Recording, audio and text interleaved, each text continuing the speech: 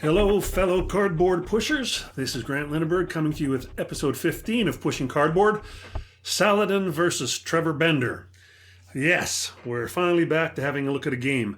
This time out, it's Saladin from Shakos Games, a good-looking, fast-playing battle game.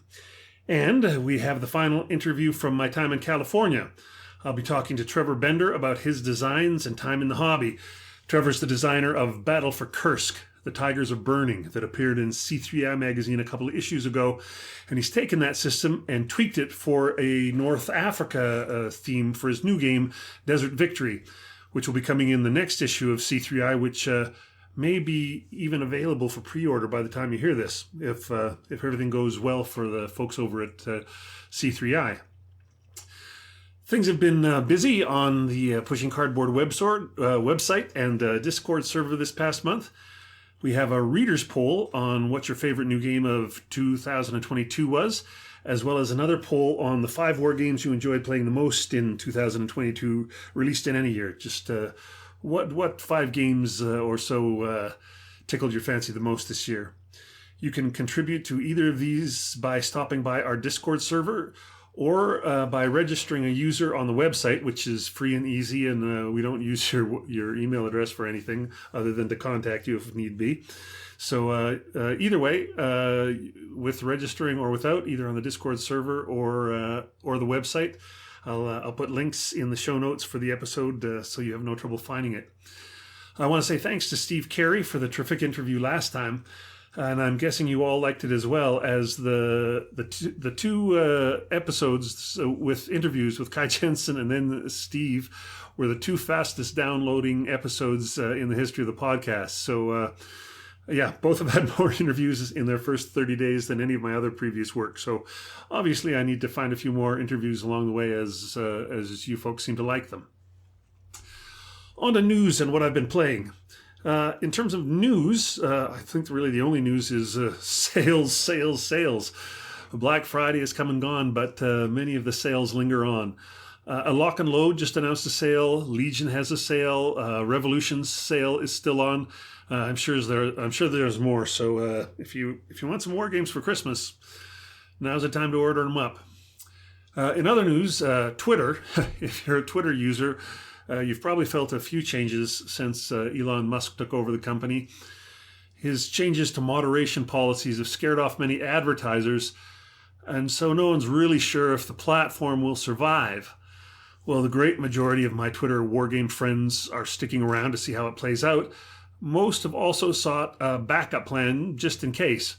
Just in case Twitter becomes the new 4chan, I think is what we're worried about. Most of those backup plans have settled on Mastodon, and in particular, a Mastodon server called wargamers.social. I'll put a link in the show notes if you'd like to see that as well. It's fairly Twitter-like, but with a few twists. First off, moderation is up to the sysop of whatever server, or what they call an instance, you sign up with. So they can decide to, let it go crazy and full no moderation, or put in some sensible moderation if that's more to their taste. Second, there's a couple of interesting views in Mastodon. The main view is the home view, which is like Twitter. It shows you all the posts of anybody that you follow. So far so good. Everything's familiar there. But then the second is the local feed. And this shows all the posts of all the folks on your particular server or your instance. This is particularly terrific on the wargamers.social server, as you see mostly wargame-related posts. And then there's one final view called Federated, and this is a sampling of posts from all the other instances connected to your instance. It's less interesting, but, worth a look now and then. Wargamers.social has over 200 users already, as well as the content that gets shared there from folks on other Mastodon instances. So even if Twitter survives, it's kind of become a good place to hang out and talk war games. I really like it. And of course, if you're a Discord fan, drop by the Pushing Cardboard Discord server. There's usually someone there talking about a game. As I mentioned last episode, my shelves are up and things are looking better day by day. To celebrate, I did a shelfie video on my YouTube channel. I picked 10 games at random from my collection and then spent 2 minutes or so talking about each game. A fun little exercise to remind myself of some titles for sure. I'll put another link for that in the show notes as well, or you can find it on the website. As to what's on the table, I played, the start of the first scenario of the SCS series North Africa game, but my opponent had to drop out, so learning that's going to have to wait a bit. But it looked really intriguing, although why the Germans had tan counters and the Brits had beige is beyond me. I'd rather have pink than two types of desert tan that look like each other. I mean, they're not uniforms. This is, I don't know. Some graphic design is just beyond me. Usability should be number one. But whatever. Anyway, I've also soloed Saladin from Shakos, of course, which we'll get to later. I've played 3 or 4 games of that. And this was on the table rather than using Vassal, which is always extra satisfying, especially with a game like that, which, as you'll see, has a lot of wood pieces. I continue to play a couple of games of Death of an Army. It's a fun game, but I think the Vassal live game is much preferred here to the Vassal PPEM, which isn't usually my inclination, but it's just such an interactive game. At least the combat part of it is. The attacker makes one roll, then the defender makes one roll, and then the attacker makes a third and final roll for every combat. So that can be a little tedious over PPEM. ASL is still going. All the commands and colors are still going. My Nemesis Burma game ended in a loss for me, but I was playing the same fellow. We were playing Corregidor Return to the Rock, and that was a victory. So 1-1 on those two. Those two are packed up, but we're going to continue playing. We're going to try Not War, but Murder, another Mike Ranella area impulse game. And then, of course, Stalingrad Verdun of the Volga is on its final turn, and I'm still having a blast with Undaunted Normandy. Can't wait for the Stalingrad game to show up. Okay, new games to the collection. Despite my best efforts, there were a few more new games to the collection this time. From Shakos, I got Saladin, which I'll discuss more in depth later. They sent me a review copy, so I'm very appreciative. And Border States, another quick play game of theirs that I'll get to in another episode. They're both small, shorter playtime games from Shakos, where I'm more used to their Napoleon games, which are still fairly accessible, but a little bit longer, a little bit more in depth. I'm of course hoping that shorter playtime doesn't mean less to explore, but we'll see as I see them both. They're both terrific looking packages in any case. And then the other thing I got from the MMP sale, I just couldn't resist the Greatest Day Gold, Juno, and Sword Beaches for $120. I know that sounds like an expensive price, but that game usually goes for like $250 or $280 or something. So I couldn't resist it finally. It looks like a giant beast to dig into, but I'm told there's short scenarios to ease the way, and I don't know. We might even try and do a teach and play with one of the guys from the Discord server who's a big fan of the game, because nothing makes learning easier than a teacher, that's for sure. Books this time, no history books, I'm afraid. I've been reading the Brothers Karamazov. I missed it in college. It's great, but it's long and it's taken up all my reading time. So no history books or biographies this time. Anyway, let's get straight to the interview with Trevor Bender. I met Trevor at GMT West in October, and he was just like a burst of positive wargame energy. He's a dedicated wargame player as well as designer, and I can't wait to see his North Africa game. Here's the interview. All right, great. I'm here with Trevor Bender, and we're here at GMT's weekend at the warehouse. How many times have you been? Have you been here before? Is this your? Yeah, thanks, Grant. Yeah, I actually have been coming pretty regular since 2014. Oh yeah. Yeah, but of course I've taken a break. This is my first time since the pandemic. Oh yeah, of course. So much you can't do this virtually online, right? No. Where are you from? Oceanside, California. So it's about a 4.5-hour drive. Not too bad. Not too bad. Yeah. Mine was a 24-hour drive. So that's all right. Did you do a lot of conventions or? This one I'm a regular at, as well as San Diego HISCON, SD HISCON. Yes. Harold Buchanan runs that. I've been on part of his staff that since the beginning, since the foundation of it. Yeah. I also love to attend the World Board Game Championship, WBC, out in Pennsylvania. Was going to that back in the day when it was Avalon Con. DonCon. Yeah. Exactly, yeah. And PresCon before that. I used to live in Virginia for a while. Oh, so, I see. Yeah. No, I kind of I have a soft spot in my heart for Don Greenwood. It's I'm an old Avalon Hill fan, and sort of he ran the ship when I was kind of getting into the gaming. So I always appreciate that, man. So a little story there. I was going to graduate school at Georgetown University, living in just across the Potomac in Virginia, and Avalon Hill was doing a call for play testers for History of the World, and they had to be local. So me and my 5 buddies, we raised our hand and we got to go to the old research and development facility for Avalon Hill out in the woods, and Don Greenwood was there. He taught us how to play the prototype of History of the World. And I didn't know that they had it out in the woods. Yeah, it was the old White House. It was really old. I always, the only place, I think of that place that you always see those photos of, that kind of like... Yes, yeah. kind of little business or office building that's looks like it's in the middle of nowhere, and you think that's where it all happened. But they also had a research place. It was a bunch of history books. But it was a treat for me because I had been reading the Avalon Hill General since age 14. Yeah, and, of course. You see Don's name throughout the whole thing. And when you go to the conventions, like this and San Diego and stuff, do you go mostly to play, or is it mostly to play test or promote your whatever your latest game is, or what, how much playing do you get to do, really? So it's a mix, and I miss the playing aspect. I really enjoy the competitive side. And so, for example, the World Board Game Championship does the online card-driven game tournaments. Yes. So I'm in the middle of Washington's War. The people love that, and whenever I can, if I go to WBC, it's all. And do those championship, those online? Do you play Vassal Live or Vassal PPEM or? You can do it any way you want, but the card tracking has to be done through the AXE. Through the AXE, AXE is great. Tracking system. Yeah. Oh, that's fantastic. So I'm not sure how old you are, but we're probably within 10 years of each other. Did you grow up as an Avalon Hill guy or an SPI guy? Avalon Hill. So I'm 55. I'm okay to share that. And I got into the hobby when I was age 11. So that would have been 1978, 79 time frame. Right. Perfect. It was a friend of mine who we were both in 5th grade, and he introduced me to Panzer Blitz. Just fell in love with it. Then the very next game I got, my mom bought me Third Reich for my birthday.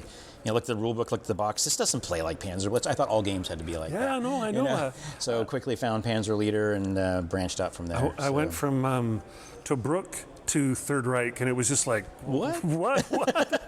And then back to Richthofen's War, it was like, oh, this makes more sense again. But it was all good. So thinking about all that, not so much the first game you ever played, but what was the first game that you just you couldn't quit playing, that was the one that got its hooks in you? So that would actually have been Tactics 2 in terms of solitaire play. Right. I received that shortly after my birthday. I think it actually was my very first game purchase. I bought it for $6 at a hobby store and figured out myself how to play it and played it solitaire forever. But of course, the Panzer Blitz and Panzer Leader were more engaging to me, the tactical decisions. So I probably played that more, and then probably my first love would have been Squad Leader. Yeah. Just totally fell in love with it. So as a result, as age 10, 11, 12, 13, 14, 15, my specialty became solving tactical tank puzzles, and I'm still really good at that today. Oh yeah, well, that's good. Yeah. Love ASL. Do you play ASL? Yeah. Same here. Yeah.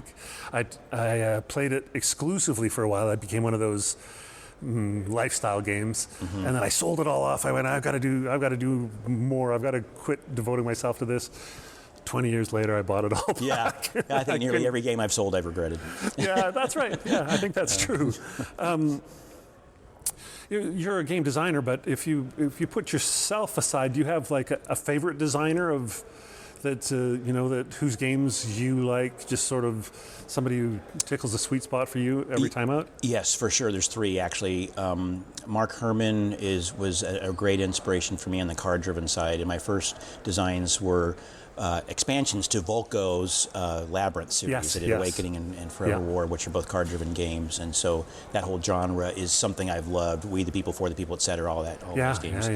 So both Mark and Volko, and the other one I really, really enjoy is Mark Simonich for his operational style World War II games. Right. In many ways, my Curse game, and the one we're going to talk about later, is modeled to a degree off of some of the things I saw from Right. him. Yeah. I know his stuff is well.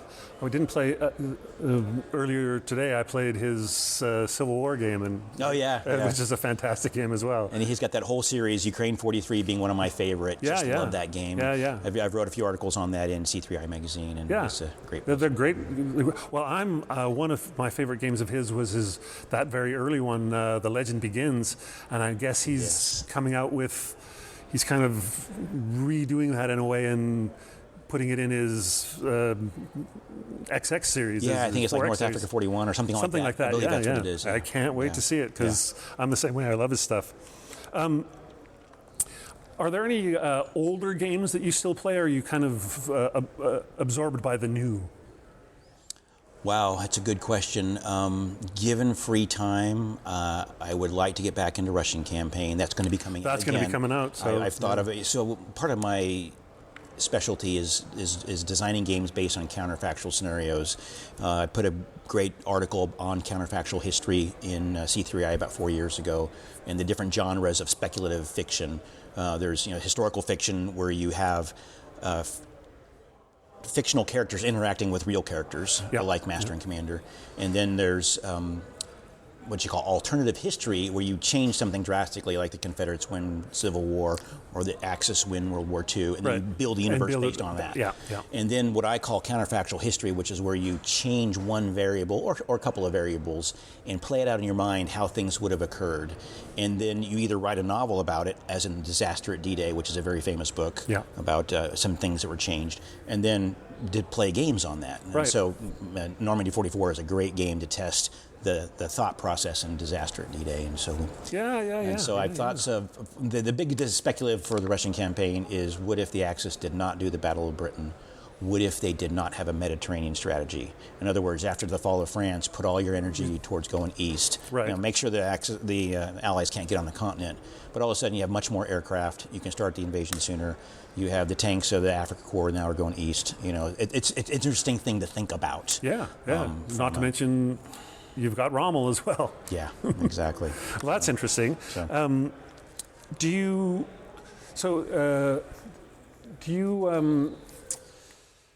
have a favorite type of game? Like a card-driven or hex and count, or like a sort of a favorite genre to play as opposed, and if you have a favorite that you like to play, is that also feed right into what you like to design? I guess is. It's interesting. I've done both the card-driven and the hex encounter. Equally bounce back and forth on both. Less attracted to what you would call the Euro-style games or the family-style games. I typically like games where you got to put 4+ hours into them to make them an event that you'll remember decades later, whether win or loss. It's a memory that you will keep. Some games, you blitz through them in an hour or two, and they're just lost in memory 2 weeks later. So I feel that way as well. I don't tend to buy a lot of. Games that are plays in under an hour. That's not a it's not a selling point. To some me. of the most memorable games I have are long games of World in Flames or Advanced Third Reich or what was the one on Napoleon back in the day? Empires in Arms. Empires in Arms. Hundreds of hours. I haven't played it, but the people who play it, they always talk about that game as being this bonding thing where, like, me and the boys, we went, we did 12 hours every Wednesday night from 5 until 1 a.m., 5 p.m. to 1 a.m. Exactly. Playing that in college. Well, so let's move on to your the game you have now that you're talking about here. You designed Curse, the Tigers Are Burning. It was in the C3i magazine a couple years ago, and which I loved, obviously. I played it at HistCon online. But you've got a new game coming out using pretty much the same system, or it would be an adaptation of it. So still the postures, and because that was the most aggravating and interesting part of the game. It's like the fact that you could only move from one to another without having to spend an offensive or whatever it was to slowly ramp up. To slowly ramp up or pull back, and the fact that you always seem to want to do more, but to have to sacrifice your replacements or your reinforcements in order to be on that aggressive stance. It was just like, I thought it must be a lot like what a real chief of staff is dealing with. Bingo. I love that you said that. Victory right there. So, and your podcast on the review of Kursk was spot on. And what I was trying to model was the entire southern front in 1943 for Kursk. So Army Group South and Center, as well as 8 Russian fronts that were facing it at the entire line level. And so when the commander makes a decision, we are going to move forward, you will start taking casualties immediately in that process. And that... where how you describe it, the entire line, like the game sets up with a big snake.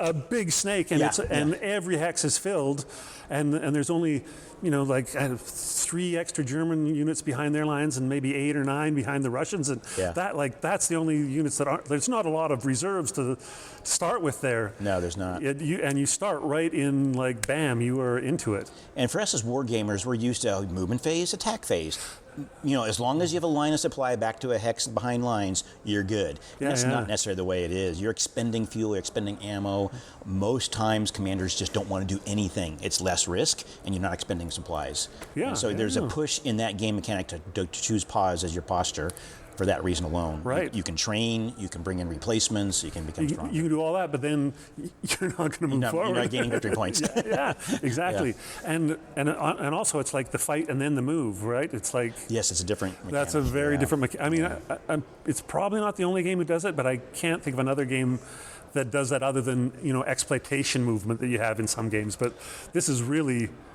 fight then move. It is, and it was based on, I think it was Frank Chadwick's Battle for Moscow, which in the 1980s was an introductory game. Yes, I remember playing that. It's been produced several times since then. Same purpose, same exact mechanics to teach wargaming. So we thought, let's take that small game and expand it on a front scale. Right. And in fact, if you look at the terrain around Moscow, it's very similar to the Battle for Moscow map. Right. Yeah. Well, so now you're moving it to the desert. Yes. And so what are the big challenges in trying to take this system and move it into a completely different theater? Well, first, can I tell about the process of how we chose the next game? Yeah, absolutely. Yeah, so Roger McGowan, who runs the C3i magazine through RBM Studios, so Kursk was published in C3i number 34, and we knew that would be the first game of what would be a combined arms series. Games of a similar operational style, easy to play, but meaty enough that your regular grognard would enjoy it too, and maybe turn to a friend and introduce him to the hobby as well.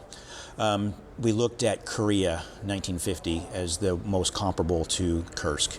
But then we looked at Battle of Bulge, which is very well gamed, lots of games on it.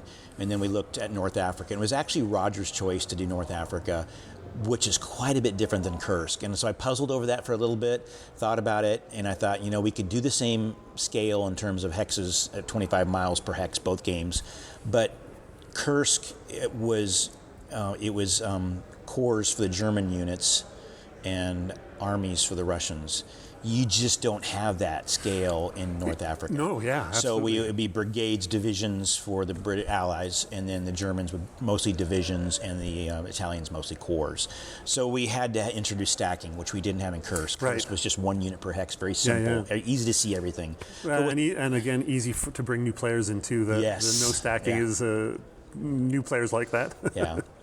But we kept the same 25 miles per hex, and it's interesting because North Africa is one of the most elastic theaters in World War II. Absolutely, back and forth. 5 major times they swept back and forth. That's my frustration with some North Africa games, is they don't encourage that. If you know you're going to get beat back, in some games, there's no incentive to go all the way across in the first place.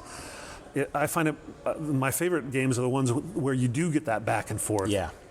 And so we do model that through, in this case, a supply mechanism where supply points come in they cross the Mediterranean at the same rate they were historical. We do not have the Malta sideshow. They just arrive based on historical. And then the players can hoard them. They don't have to spend them all up to a limit. Right. The Germans can hoard up to 8, and the Allies up to 10 supply points. And each time you spend a supply point, you get to an operation phase, so a turn within a turn. And that could be either movement in combat, or it could be engineering to build boxes and mines, or it could be reorganization where you take your disrupted units and make them fresh again, which is kind of a forced pause. And then there is a true pause, which doesn't require any expenditure of supply at all. And in some turns, you have no supply. So unless you save some from the turn before, you aren't doing anything. Right. Or it might be a big dichotomy, like one player has 4 supply and the other player only has 1. And so you have to decide, when am I going to use that 1? Tough choices. North Africa games, it's all about supply, right? It's like that's the whole game. And then on that topic, I'm glad you brought that up, Grant, we have supply zone boundaries. So the whole map from El Agilia on the left side with the Germans to Alexandria on the right side with the Commonwealth and British is divided into what would be 8 supply zones. And every time, so your supply head moves along the coast road. Whenever you free up a supply head town, it automatically then in turn moves forward to bring more supply forward. But if your troops are a couple of zones ahead, for every time you cross a supply zone, you're -1 in combat, and for armor units, -1 on movement. So even if you can make a great flanking movement, and Alexandria is in your sights as the Germans, and you think you're going to capture the town and win and get automatic victory, you may not have the gas to get there. Right. And it's going to slow you down automatically, even if there's no opposition. Yeah, great. That sounds wonderful. The postures work the same with the blind. Yes. Yeah. Both sides choose that with a cover over their sheet, so and they do it simultaneously. Now, to increase solitaire play, what we decided to do was that if you're playing in Kursk, we gave a historical schedule. Yeah, which worked great, yeah. But in this case, you might be doing multiple operations in a turn. There was no way to really do the historical schedule. You had the number of supply points each side had, but the mechanics were quite a bit different. So what we decided is that in the game, the player who has the most supply has the initiative and goes first. And so that player would then choose first in the solitaire game, and then he would choose second for the side that doesn't have the initiative, if you're playing the best for both sides. Yeah, which is, I prefer to play solitaire that way anyway. I don't play a lot of design for solitaire games. I'm more likely to play a two-player game and switch it back and forth for sure, something about design for solitaire games, I don't know, it just doesn't feel like playing... The AI or the bot or whatever it is just doesn't make the same kind of mistakes that I make or an opponent would make. Yeah. Well, that sounds great. Is there anything else you want to tell us about the new game? Or? I do, yeah. So in Desert Victory, we have one other element, the combat. Do you remember in Kursk we had the offensives where if you spend an offensive chit, you could bring in units from behind the lines. From behind the lines, yes. It's like the adding artillery. And they were, as long as they were in the same division or whatever, or the corps or whatever it was. Yeah, it was the same army for the Russians or the front for the Soviets. Yeah, right. And so in this game, we expanded that concept. And whenever there's a battle, it's always one hex attacking one hex.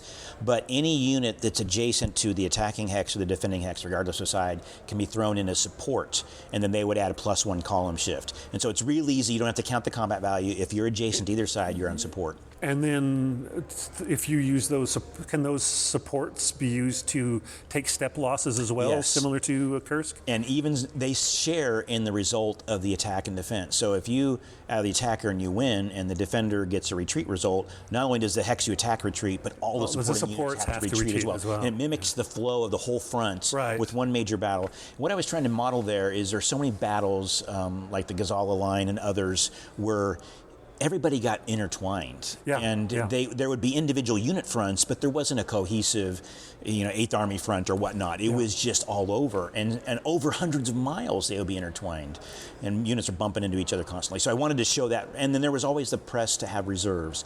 So you actually designate your attacks in advance, and so then the defender decides, do I want to put the support to defend that battle, or do I defend this other one? Which one's more important? Right. And so you may not designate it.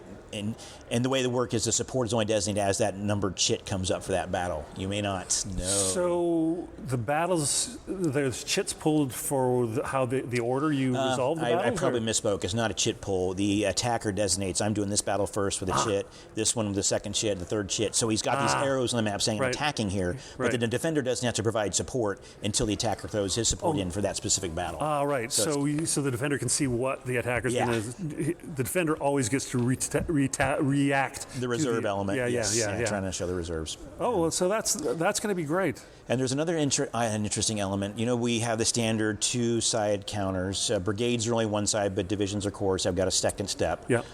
We wanted to model the attritional nature of the game, and so we have a disrupt counter. Many of the combat results are disrupts, and so you put a marker on there, and now you're -1 combat, and for armor, -1 movement, showing the disorganization or disruption, minimal casualties. Not enough to equal a step loss, but you're essentially halfway to a step loss. Yeah, enough to slow you down or make you less effective. Yeah, if you get another disrupt, then you do take a step loss. Right. Now, to model National Army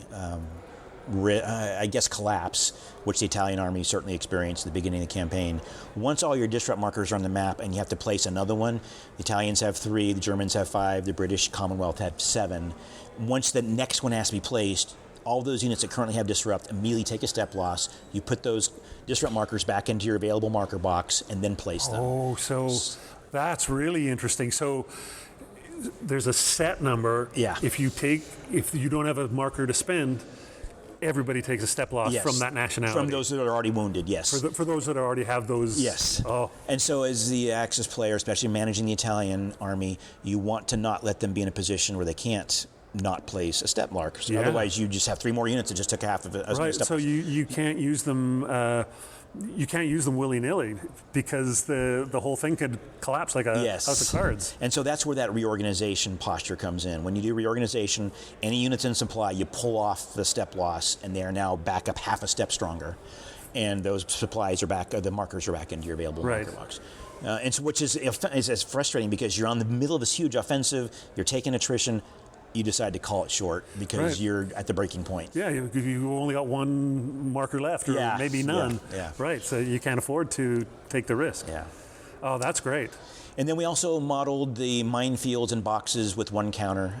We're trying to fit this into a magazine. It will be a magazine game initially. Do they have the same effect of a minefield or a box, or identical? So if there's a unit there, it's a box with a minefield around it, and they get the defensive benefit. If there's no unit there, it's a minefield and only influences enemy action. And basically, if you move in, you burn 2 additional movement points if you're armor. If you're infantry, you just come to a stop. Right. And then, but it's considered swept in that process of doing that. Oh, and it comes off. You flip the marker over because it affects everybody for that turn, and then it flips off. And it comes off. Not turn, the operation phase. There's multiple operation phases. Right. How long is the game? How many turns in the game? It's 10 total turns. They're quarterly. So it starts with the Italian offensive into Egypt, which got about 2 hexes in, and then the paused, and the British pushed them all the way back out, and Rommel came in, and so forth. So it starts right off the bat with when it's just the Italians versus the British. The Italians coming in towards Alexandria. It goes all the way back, and then but stops before Torch, or stops before the Americans come in. It's right. The map only shows what was called the Western Desert. Eastern half of Libya, and then Egypt. Right. El Agilia. Yeah, El Agilia is the Axis supply at the center, and then Alexandria is British. Yeah. So one of the things that's interesting about all of that is there's 2 scenarios. The campaign scenario starts with the Italian offensive, but many games start with Rommel's arrival. So if you'd rather do that, you can start on turn 4 and still end on turn 10. Which is a bit like the Curse game, where you could start after there was like the ABCD turns. Yes, and then you could the historical July 4th start. Yeah. So you can go either way. I wanted to have the Italian offensive in there to show the completeness of the campaign. On the turn record track, on every single turn is a 1-line sentence of what happened historically. Right. So if a player's not familiar with North Africa, they can kind of track what was going on, who was doing the offensives at that point, and so forth. Yeah. I love that little bit of historical detail. Yeah. So the map is going to look a bit like the map for the old Columbia game. Rommel in the Desert. It's very kind similar. Of the same endpoints. And that was a block game. This one adds, I think, 1 hex row on either side, so it's slightly longer. Right. But other than that, it's almost the same. Yeah. Very similar. Yeah. And then in terms of supply, how does tracing supply work? Since it's such a big part of the game, is it all based on the road network, or what happens to units that leave that leave the roads. So that's a good question. Yeah, so supply from the supply source, Alexandria Algelia, starts there and traces along the road until it hits the supply head for the Axis or the Allies. And then at that point, it then goes forward, crossing those supply zone boundaries and being reduced. It can always go backwards at full effect. Right. But if it goes forward and crosses the supply zone, and at that point, it's just simply moving through desert terrain. Other than escarpments, there's very little terrain that stops the tracing of supply. Right. But enemy zone of control does. And this is one of the other aspects of the game that is very interesting. I call it slippery zones of control, meaning when an enemy unit moves, when a friendly unit moves into an enemy unit hex, it has to stop. But then it immediately negates the enemy zone of control. So this next unit that moves in, even in the same turn, can keep on moving. Right. Because you've put up a block against that unit. So once it's contested, there's no Zoc there There's anymore. no Zoc there. Right. And they keep moving. And same for retreat. So if you're stuck and you're surrounded by zone of control, the first unit that moves in has to take a disrupt loss for retreating in zone of control, but then he opens it up for the rest to get out. Yeah, that's great. And we saw that so much in the African campaign. Yeah, because that's a giant frustration in lots of in Rommel in the Desert, trying to disengage is, oh my God, it's it's the hardest thing in that game in some ways. Well, that's a great solution. I love that. So you kind of have to sacrifice one unit partially to open the door for everybody else. Yeah. Well, that's great. Okay, well. I think that's all my questions. Is there anything else you wanted to mention about it? The plan is to... It's going to come out in C3i, It'll be C3i number 36, which is the next issue, which is targeted for December. The counters have already been... They're in the phase of production right now. The map's next, and then the rules after that. So we're pretty close. Roger always crosses his fingers that the supply chain production issues won't be an issue. Up in the air at the moment. It will have a 2022 publication date. Maybe it'll come out a few weeks into the 2023. We'll see. Right. Well, I wish you the best with it. I know, the last one, he did the thing where he did it in the magazine, and then he also put out the deluxe copy. I hope the same thing happens with this, because not everybody manages to get a copy of the magazine, but if it gets into the box as well, then it's a little easier for everybody to get a copy. Agreed. And then it would have a hard-mounted map and possibly a few other variants or scenarios. Right. So. Well, great, Trevor. It's been wonderful talking to you, and I can't wait to see the new game. Thank you, Grant. Okay, appreciate it. Thanks. Very good. Thank you. Okay, that was terrific. It was wonderful to listen to that again. As I said, I can't wait to play that new game. I think it's coming out sometime before Christmas, but if not, early January. On to our first deep dive into a game in a couple episodes. And as I mentioned before, today we're looking at Saladin, a fast-playing medieval warfare game from Shakos.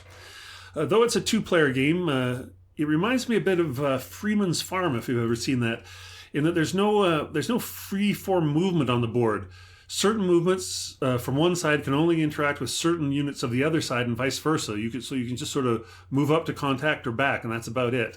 I'll explain that as we go along, as I imagine there may not be a ton of Freeman's Farms players out there.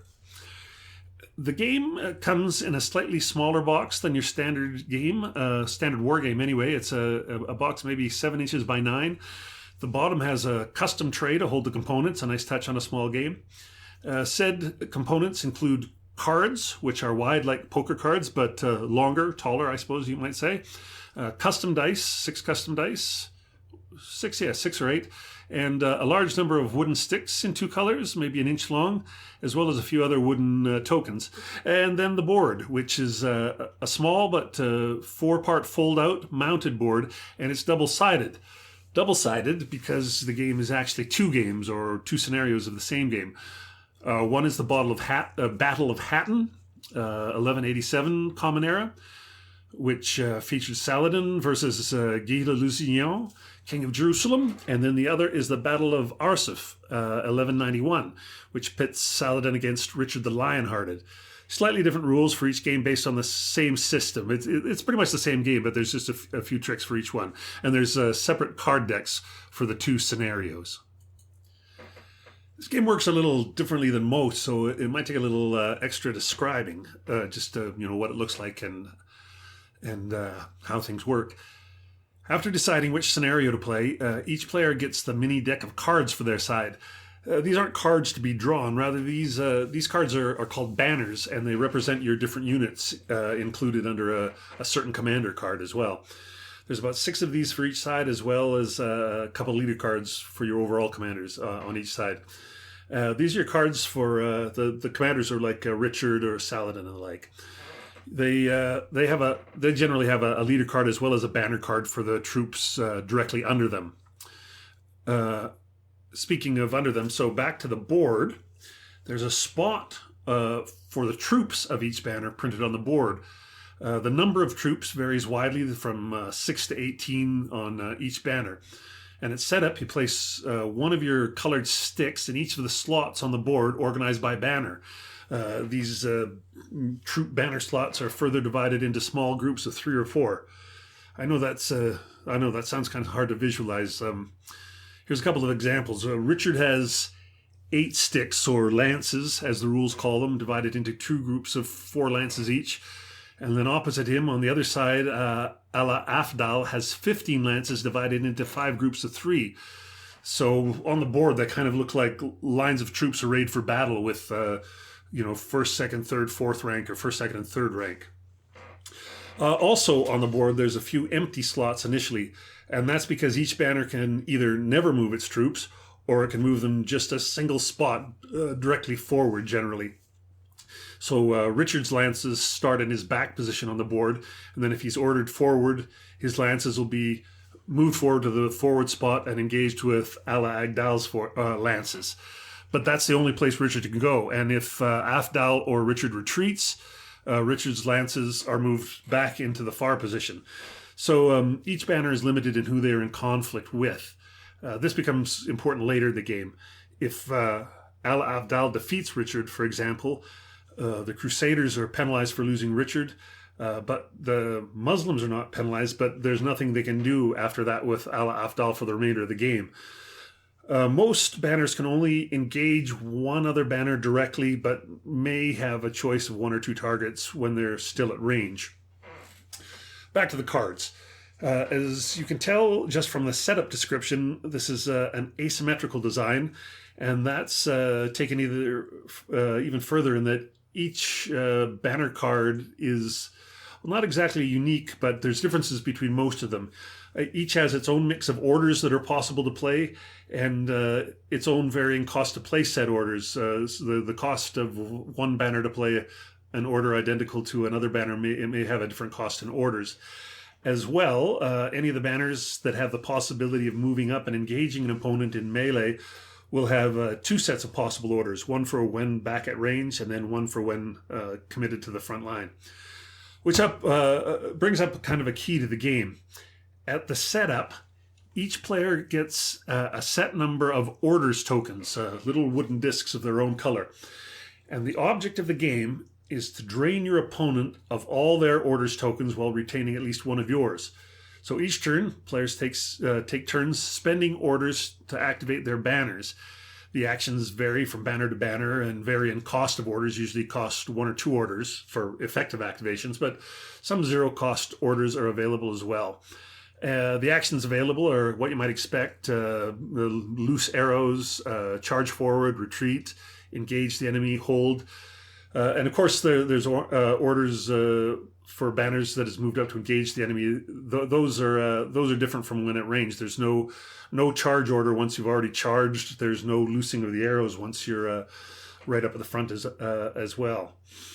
Many of these actions will allow you to roll some dice. These are custom dice. If you're charging, you're going to get to roll some of your own dice and hopefully score some hits on your opponent. If you're forced into a route move, you'll be rolling your opponent's dice and suffering possible hits to yourself. As to why you might be choosing a route action, well, I'll get to that a little bit later. Depending on the order taken, one or both players' dice will be rolled, and these custom dice that give a limited range of results. You can get 1 hit, 2 hits, spend an order, or have a blank, no effect. The hits you take make you remove lances from the board, and this again causes a couple of knock-on effects. For every 6 lances you lose, you permanently lose 1 order, and that is, that relates to the object of the game, trying to get the other guy to permanently lose all of his orders before you lose yours. As well, under each banner, the lances are separated into those small groups as described earlier, 5x3 or 4x2, whatever. So for each full group a banner loses, it's going to cause that banner to have to spend an extra order whenever it takes an action. And man, that really adds up. Another key to the game is that each banner must be activated at least once per turn. Once activated, they're flipped to the reverse ordered side, which will have a smaller menu of possible actions, but you can activate them again. But because you have a limited number of orders discs and every banner must be activated each turn, you're sometimes forced to choose actions that cause 0 orders. And these are, pretty crappy actions. So that's how you get forced into taking a route action, simply because you have no orders tokens left, but you still have a banner that needs to be ordered. I should make another note about the banner cards. There's extensive use of icons on these cards that let you know who you can attack, who can attack you, which dice to roll depending on which order you're undertaking, and any associated movement with that activation. So once you get started with this game, there's very little need for the rule book. After both sides have used all their orders and all of their banners are turned to their used side, that's the end of the turn. All the banners are flipped over to their unused side. All the order markers are put back in their available zone, and you're ready for another turn. But at the top of every turn after the first turn, each player has to discard one order marker. So you're going to lose orders turn by turn, even if you didn't lose any losses or suffer any losses. The other thing is if you lose a banner, if one of your banners is outright defeated, you will lose a token, an orders token every turn for that loss as well. So anyway, that's the mechanics, that you keep repeating that until only one side has orders tokens left, and then that's the winner. So what's it like? That's the question, I suppose. When you start playing, you wonder how this can possibly be a game that plays in under an hour. You have six banners, leaders, a boatload of lances, and 11 or 12 order tokens. It's I don't know. It's like a first turn. There's so much to do, so many choices, so much conflict, tons of orders to go around. It's all great, but by the end of the first turn, start of the second, you're going to lose at least one order token, maybe more. And the next turn, you'll have fewer orders to spend, and so on. So your choices become more and more about where the orders can be best spent and where you can actually afford to use poor actions, those 0-rated actions, because you're going to have to start to use more and more of them. As the game goes along, the turns become a bit shorter because of that. You still have to activate all the banners, but you can't afford to activate very many, if any, on their use side, because you just don't have enough order tokens available to activate them with. Both armies, they start to get ragged. Instead of being able to afford a proper charge, you may be forced to make an uncontrolled charge where you're likely to do more damage to yourself than to your opponent. It feels a bit like a heavyweight fight with the two giants hoping to be the last one standing. I'm not generally a fan of short games, other than as filler at club meetings. I'd say what makes Saladin interesting and gives it a little extra appeal for me is the range of options both players starts with. I think that alone makes for a fairly wide variation between plays. And of course the dice will give you a fairly big variation as well. It's also a game where it's more about how you manage diminishing resources than about grand plans. It's not just losing troops, but also having to give orders that damage you more than your opponent. You don't see that often.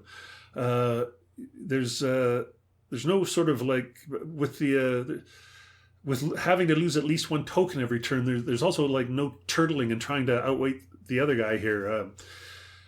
It's a good looking game. There's very little in errata. There was a couple things that I had to go to the web to make sure I had the right idea. Crucially, the idea that every banner must be used every turn is only sort of glanced at in the rules. I think this should be more of a big headline rule. It's kind of a key to the game and why you would ever end up playing a zero or playing a bad action. As well, there's a few units that can evade or intercept. There's not great rules for these.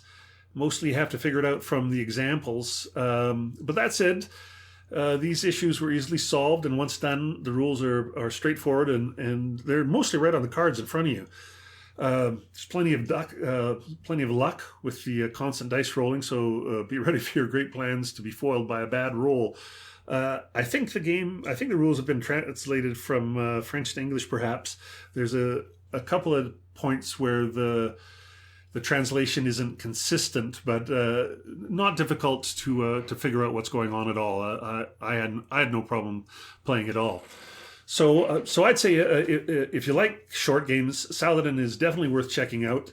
It's definitely also going to be a game that I throw in the bag when going to play with non-war gamers, as it's easy to pick up. It's got a good mix of strategy and luck, and then bang, it's over. It's quick. There's something about how quickly the end comes that makes you want to play it again, and given how quickly it plays, that's probably an option. So yeah, I recommend this game for if you like a shorter game, and I think it's also a game where you might be able to get non-wargamer friends to play it with you. Okay, time for bouquets. I want to say this episode, I want to say a hats off to Pete over at wargamers.social on Mastodon. He's the guy that set up that server, that instance. I think that's one of the great things about Mastodon is that each instance is hosted individually, where the hosts can make their own set of moderation rules and tweak it however they like. But that also means that they have to pay a web host to host their instance. I'm sure it's not too expensive for the couple of hundred users that it has so far, but still, hats off to Pete, who ponied up the money and set up the instance specifically for us, the Wargaming tribe. And he's plenty helpful to new users staggering in from Twitter and wherever else. He makes it really easy to figure out what's going on there, and you feel right at home. So thanks to Pete from wargamers.social on Mastodon. We appreciate the safe harbor. Parting shots. Well, no parting shots from me this time. We just set up our Christmas tree before I sat down to do this, so my curmudgeon meter is too low to do any real parting shots. I'll have to do another shout out instead. 25 or 30 years ago, I founded a local ASL club here in Calgary, and I ran it for a few years. We had meetings twice monthly in a couple locations, mostly at the Sentry Box, and even hosted a couple of tournaments and had a local newsletter. It steadily increased in size until we had 10 to 15 folks who'd show up each meeting. It felt pretty good. But around about 2000, I decided to get out of ASL. It had become the proverbial lifestyle game for me. It was the only thing I played anymore, and I wanted to expand my horizons and, cut my addiction, I guess.